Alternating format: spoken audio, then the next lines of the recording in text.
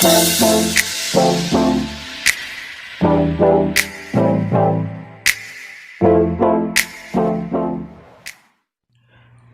anything else, I would like to disclaim that I am not a professional physician or any kinds of medical profession that's related to this topic. Some of these are based on my perspective and some are based on research. Good day, everyone. I am Noel Mondido, a student taking Bachelor of Science in Business Administration, majoring in Financial Management at St. Cecilia's College, Cebu Incorporated.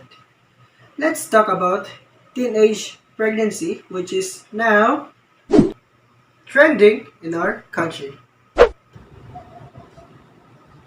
Philippine national hero got Jose Rizal quoted. Ang kabataan ang pag-asa ng bayan. End quote. It literally means that the youth is the hope of our nation. The question is, are the teenagers still the hope of our nation?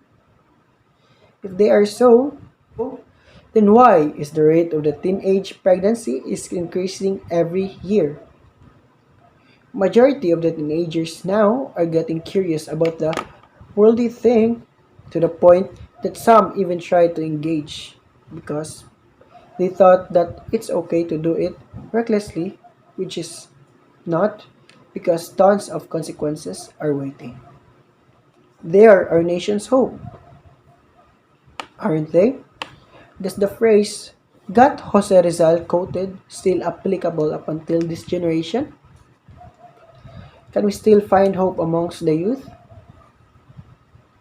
Our country had a 7% increase in births among girls aged 15 at most in the year 2019 compared to the same period last year, according to the Commission on Population and Development. One out of every 10 young Filipino women aged 15 to 19 has begun childbearing. 8% are already moms, while another 2% are expecting their first child. It is from the results of the National Demographic and Health Survey at the year 2013. Also, from the latest results of the Family Health Survey for the cumulative year, which was investigated by Josefina Natividad, teenage pregnancy in the Philippines has been steadily rising over a 35-year period, measured as the proportion of women who have begun childbearing in their teen years. The preponderance among these teen mothers are poor, lived in rural areas, and have a low educational attainment.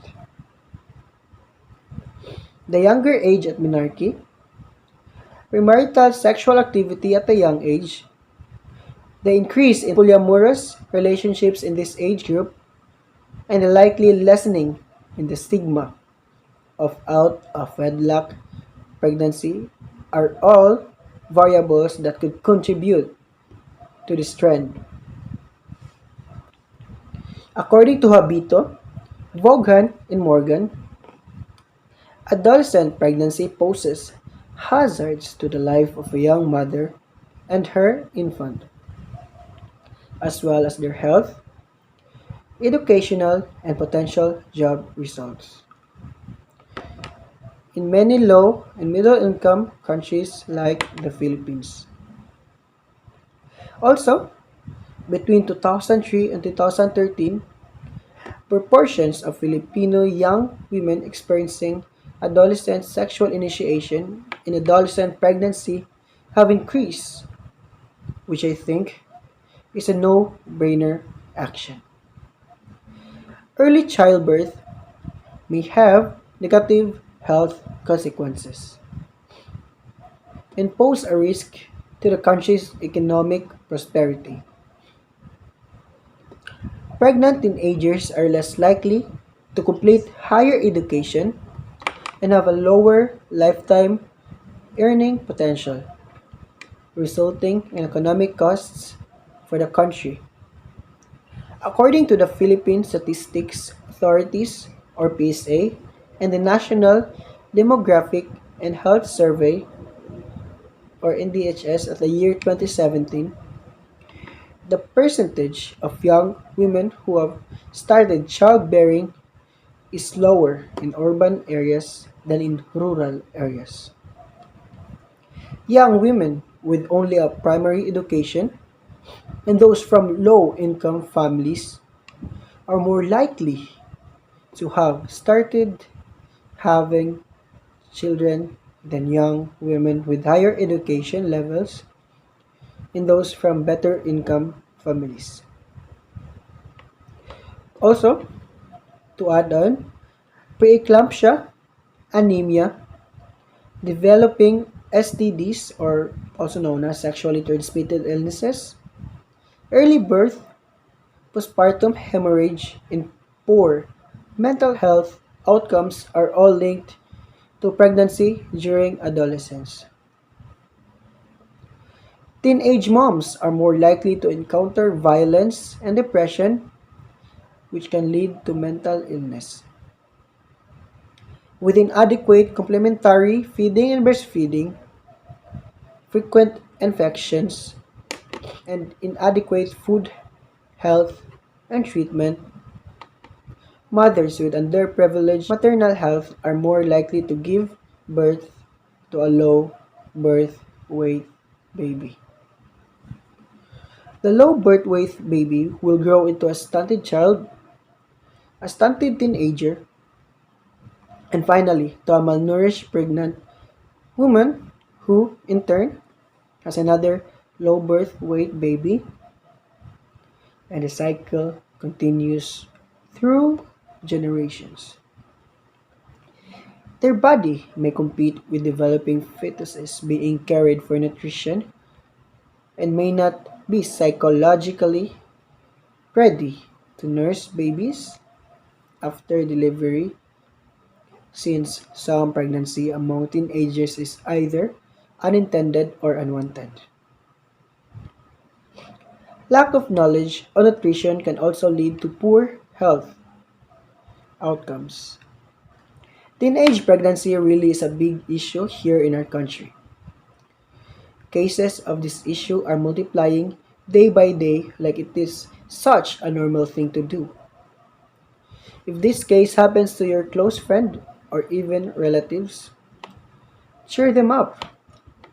Most of the girls who became pregnant early usually suffers from depression, anxiety, and other forms of mental illness that have taken a toll on them.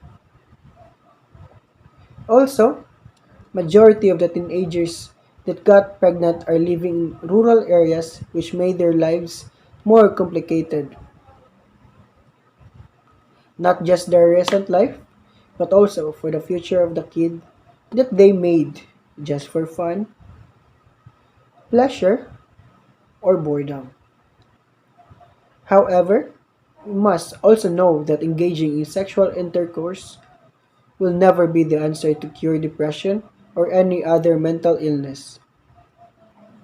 It is really a must for the Department of Education to implement having sex education in every school. In that way, we may not stop them from doing it, but we can prevent them from committing a mistake that will worsen their life.